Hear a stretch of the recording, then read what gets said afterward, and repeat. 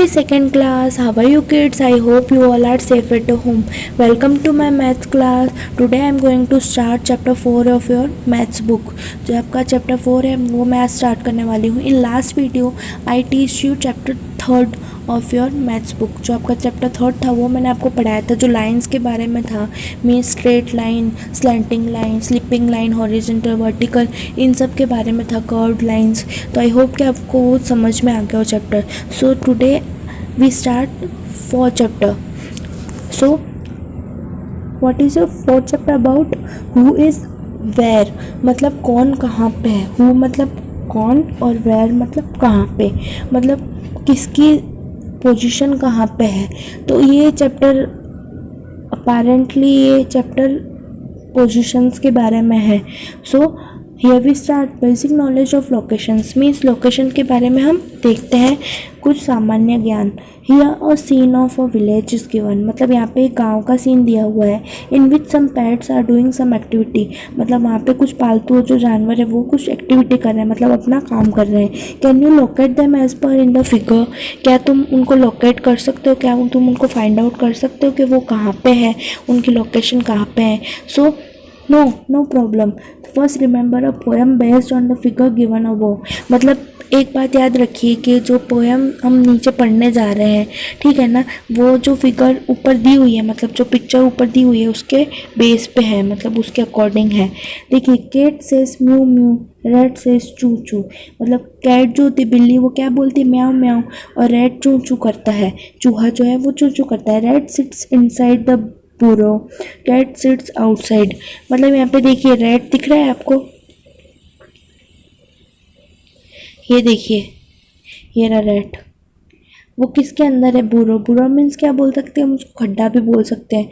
Inside मतलब अंदर है, और कैट जो है वो उसके बाहर है. आउटसाइड मतलब बाहर है. Cat runs ahead, dog runs behind, मतलब कैट जो है बिल्ली जो है वो आगे भागती है, अहेड मीन्स आगे, और डॉग्स रन बिहाइंड मीन्स उसके पीछे, तो डॉग उसके पीछे भागता है. किड्स ये जो मैं आपको पोजीशंस के बारे में बता रही हूँ आप इसको एक नोटबुक में राइट डाउन करते जाना साथ साथ में.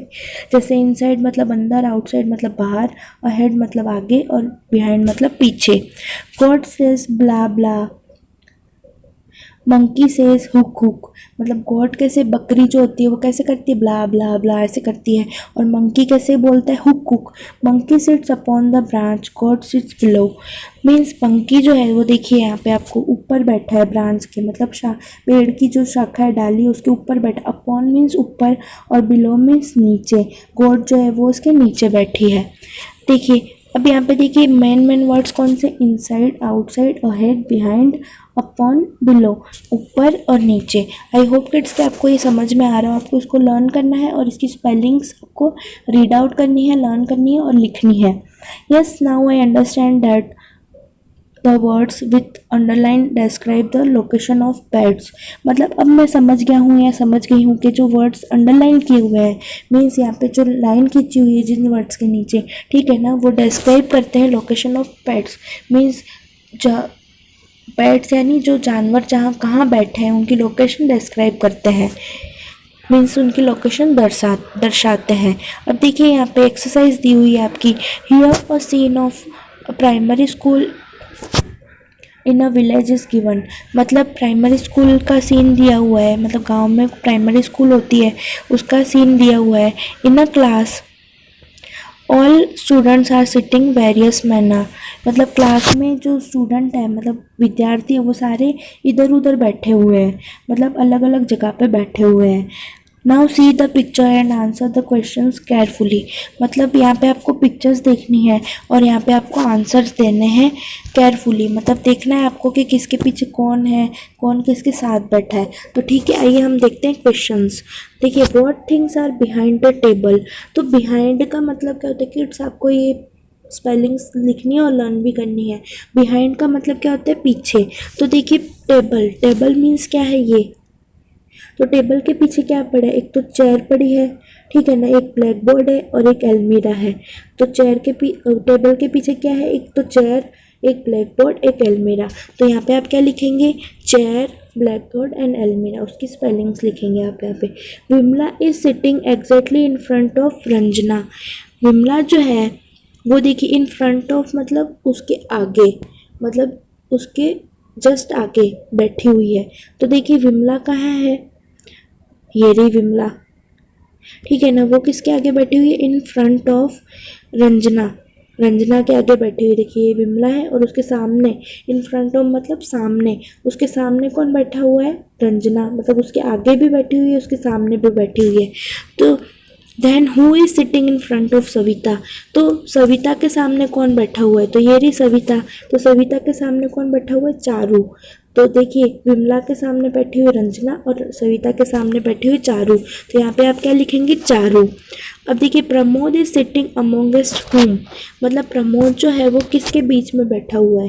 देखिए प्रमोद, प्रमोद दिख रहा है आपको, किसके बीच में बैठा हुआ है वो, तो प्रमोद रीता और मुन्नत, मुन्नत और रीता के बीच में बैठा हुआ है। अमोंगेस्ट होम मतलब किसके बीच में, किसके साथ बैठा हुआ है, तो रीता और मुन्नत के बीच में बैठा हुआ है वो।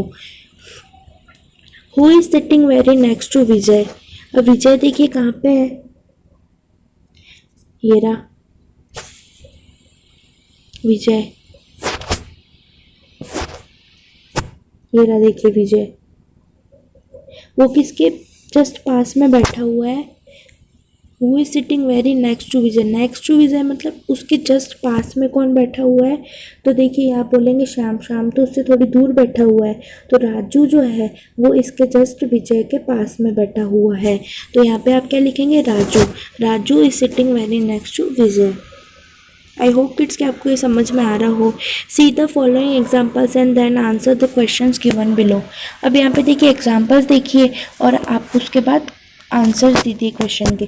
14 इज एग्जैक्टली बिफोर 15, मतलब 14 है वो 15 के बिफोर आता है, मतलब 14 जो है वो जस्ट 15 के पहले आता है, और 16 जो है वो 15 के बाद में आता है। 43 जो है वो आफ्टर 42, मतलब 42 के बाद में क्या आता है, 43। And 56 is exactly between in 55 and 57, means यहाँ पे जो है 14 वो तो बिफोर है, 43 आफ्टर है, और उसके बाद 56 वो इन दोनों के बीच में है, मतलब बिफोर, आफ्टर और बिटवीन। ये तो एकदम इजी है क्लास, ये तो आपको आता ही है, बिफोर, आफ्टर एंड बिटवीन। अब यहाँ पे देखिए 6 इज एग्जैक्टली अबोव 7, मतलब जो 6 है वो 7 के ऊपर है, अबोव मीन्स क्या होता है, ऊपर, 7 के ऊपर है। 18 इज एग्जैक्टली बिलो 17, जो 18 है वो 17 के नीचे है, बिलो मीन्स नीचे है। 34 इज एग्जैक्टली बिटवीन 33 एंड 35, 33 और 35 के बीच में क्या है, 34, तो 34 उनके बीच में है, तो बिटवीन। आई होप किड्स कि आपको समझ में आ रहा है। क्वेश्चन देखिए, क्वेश्चन आपको इसके आंसर देने हैं। 24, 25, 26, तो एग्जैक्टली बिफोर 26, मतलब 26 के पहले क्या आता है, तो यहाँ पे आप क्या लिखोगे, 25। एग्जैक्टली इन बिटवीन 62 एंड 64, 62 और 64 के बीच में क्या है, 63। एग्जैक्टली आफ्टर 85, तो 85 के बाद में, आफ्टर मीन्स बाद में क्या है, 86। तो किड्स ये तो बहुत ईजी है। अब यहाँ पे देखिए क्वेश्चन 2, एग्जैक्टली अबोव 33, मतलब 33 के अबोव यानी 33 के ऊपर क्या है, तो यहाँ पे क्या आएगा, 32। एग्जैक्टली बिलो 55, 55 के बिलो मतलब नीचे क्या है, 56, तो यहाँ पे क्या आ जाएगा, 56। एग्जैक्टली इन बिटवीन 72 एंड 74, तो 72 और 74 के बिटवीन क्या है, 73, तो यहाँ पे क्या आ जाएगा, 73। आई होप किड्स कि आपको समझ में आ गया हो। तो देखिए बिलो मीन्स क्या होता है, नीचे, और अबोव मीन्स ऊपर। बिलो मीन्स नीचे, अबोव मीन्स ऊपर, बिफोर मीन्स पहले, और आफ्टर मीन्स बाद में, ठीक है ना। जैसे ये कोई डिजिट है, ठीक है ना, उसके बिफोर मतलब ये, और आफ्टर मतलब ये, और बिटवीन मतलब वो खुद। और जैसे कोई डिजिट है, उसके बिलो, बिलो मतलब यहाँ नीचे, और उसके अबो, अबो मतलब यहाँ ऊपर। ठीक है किड्स, आई होप कि आपको समझ में आ गया। अबो, बिलो, बिफोर, आफ्टर, कितना इजी चैप्टर है ना किड्स, ये कितनी अच्छी अच्छी एक्टिविटीज़ दी हुई है। आई होप आपको मैथ्स को है ना फन करके पढ़ना है, मीन्स इंजॉय करके पढ़ना है, तो आपको ईजी लगेगा मैथ्स। ओके, तो आई होप किड्स कि आपको ये चैप्टर समझ में आ गया हो। Still if you have any queries then please ask me, please don't bother to ask me. In next video we will meet with next chapter, जो आपका नेक्स्ट चैप्टर है चैप्टर 5, उसके साथ हम मिलेंगे नेक्स्ट वीडियो में। Okay, till then stay safe, bye bye, thank you so much.